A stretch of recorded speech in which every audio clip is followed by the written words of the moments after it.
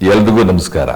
ಪ್ರಿಯ ವಿದ್ಯಾರ್ಥಿ ಮಿತ್ರರೇ, ತಮಗೆಲ್ಲರಿಗೂ ಕರ್ನಾಟಕ ರಾಜ್ಯ ಮುಕ್ತ ವಿಶ್ವವಿದ್ಯಾನಿಲಯದ ದೃಶ್ಯ ವಾಹಿನಿಗೆ ಆತ್ಮೀಯ ಸ್ವಾಗತ. ವಿಶ್ವವಿದ್ಯಾನಿಲಯದ ಚಟುವಟಿಕೆಗಳು ಹಾಗೂ ಸುದ್ದಿಗಳು ನಿಮಗಾಗಿ.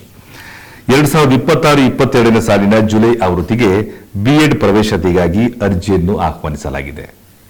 ವಿದ್ಯಾರ್ಥಿ ಮಿತ್ರರೇ, ಅರ್ಜಿ ಸಲ್ಲಿಸಲು ಅರ್ಹತೆಗಳು ಈ ಕೆಳಕಂಡ ಅರ್ಹತೆಗಳೆಲ್ಲವನ್ನು ಹೊಂದಿರಬೇಕಾಗುತ್ತದೆ.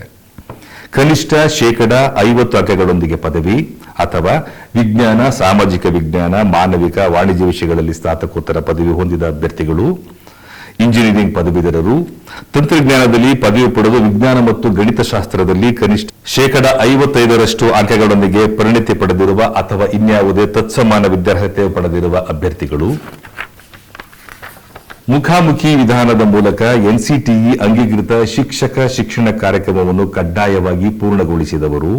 ಎನ್ಸಿಟಿಇ ಅಂಗೀಕೃತ ಶಿಕ್ಷಕ ಶಿಕ್ಷಣ ಕಾರ್ಯಕ್ರಮವೆಂದರೆ ಟಿಸಿಎಚ್ ಅಥವಾ ಡಿಎಡ್ ಅಥವಾ ತತ್ಸಮಾನ ವಿದ್ಯಾರ್ಹತೆ ಹೊಂದಿರುವ ಅಭ್ಯರ್ಥಿಗಳು.